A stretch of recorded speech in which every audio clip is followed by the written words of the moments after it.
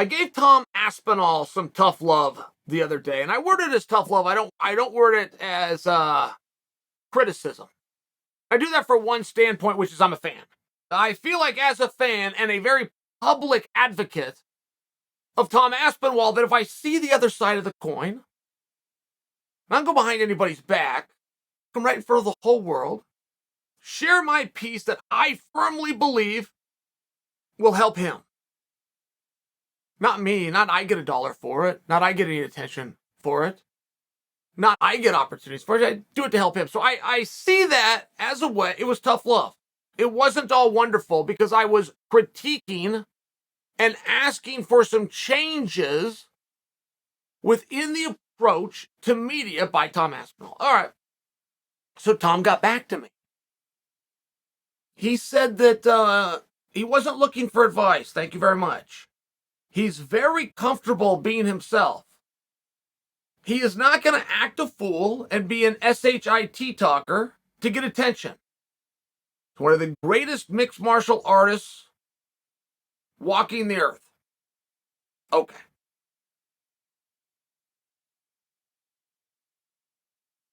The entertainment era started with me.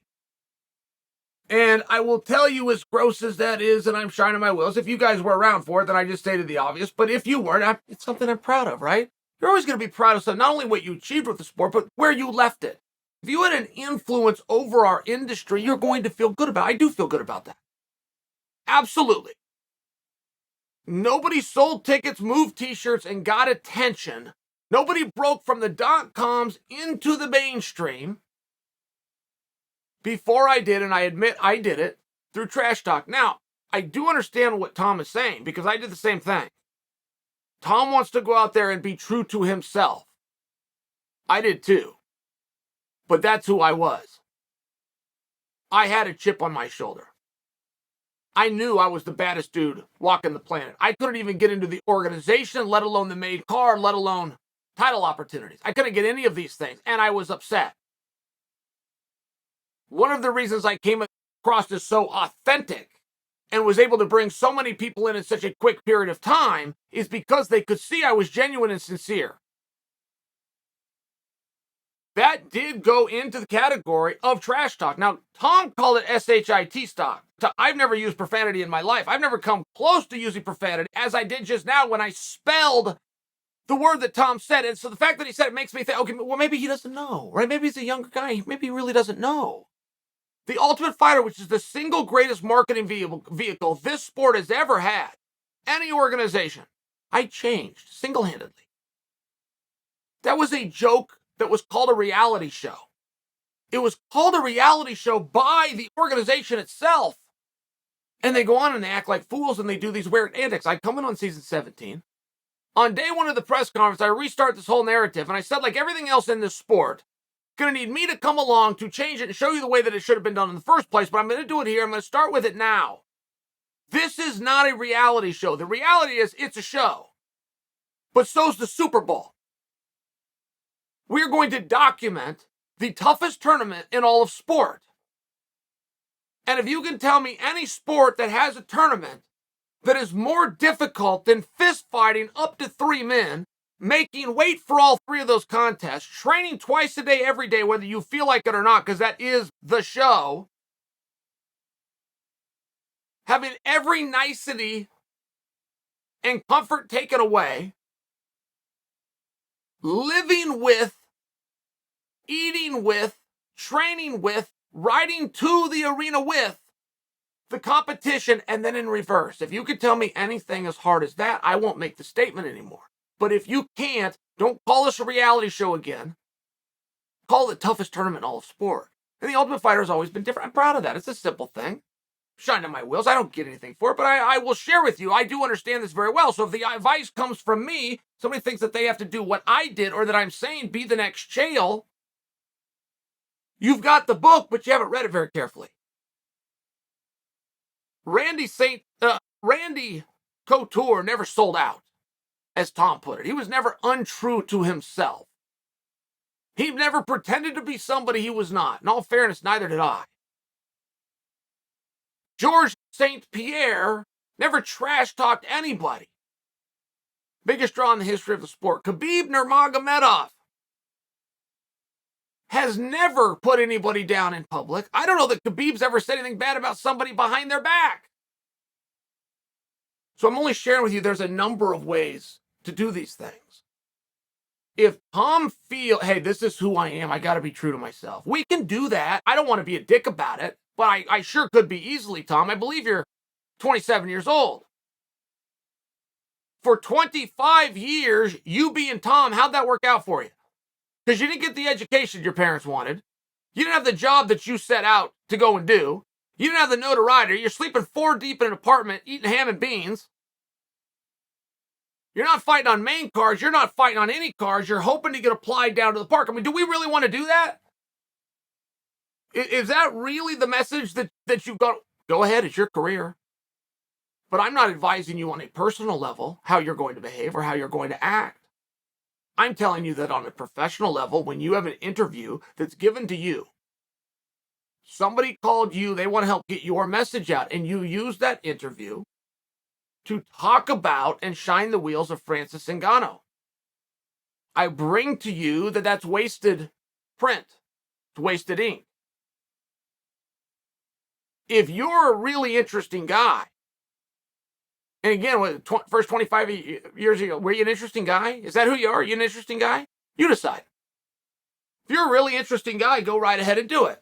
Take a little bit from me at least. Make sure when you're doing interviews that you give us, the audience, who is then going to have a real multi-layered marketing approach, which has come to our audience and help to spread your message because we happen to believe in you.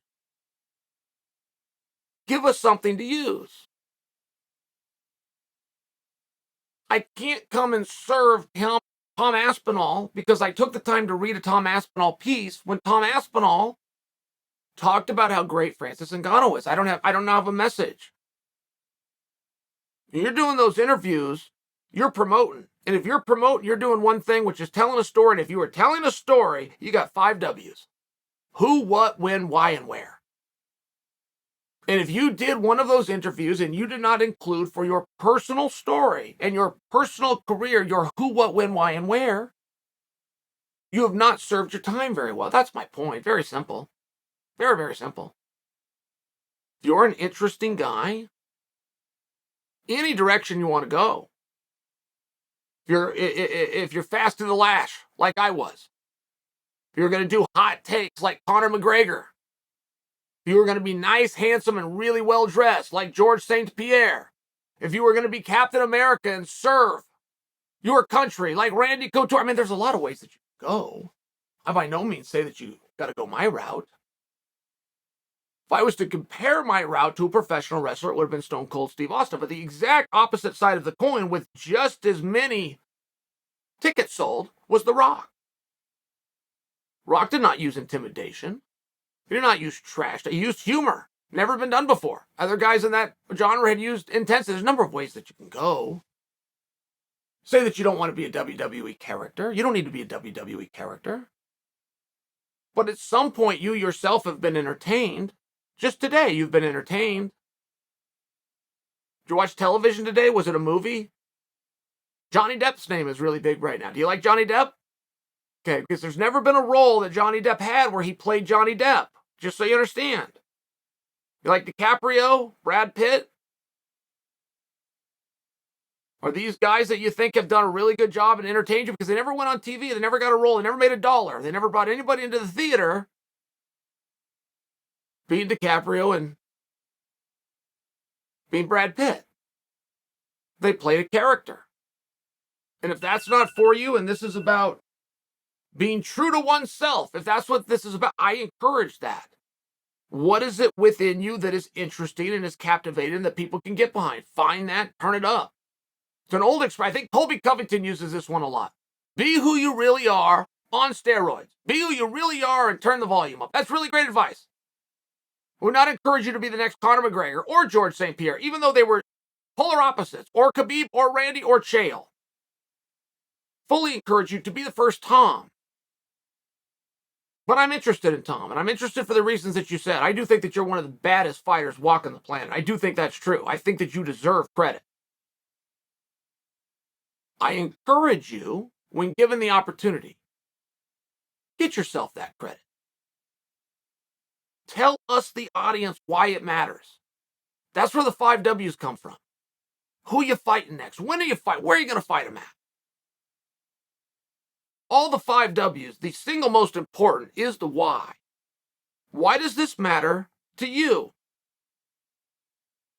Your response to me, why not the words that I wanted to hear, I do take as the real you. And I also found it entertaining. And you gave me something to work with, Tom. I was able to take the statements that you made, I was able to come here, and I was able to get it to a massive audience. I did that for you, but in fairness, I did that because of you. You gave me that. You told me about you. You shared in that statement attempting to tell me that my help is not wanted. You told me who you are. In the previous interview, you talked about how great Francis Ngannou was. So whether you want to be a student or not, you've already begun.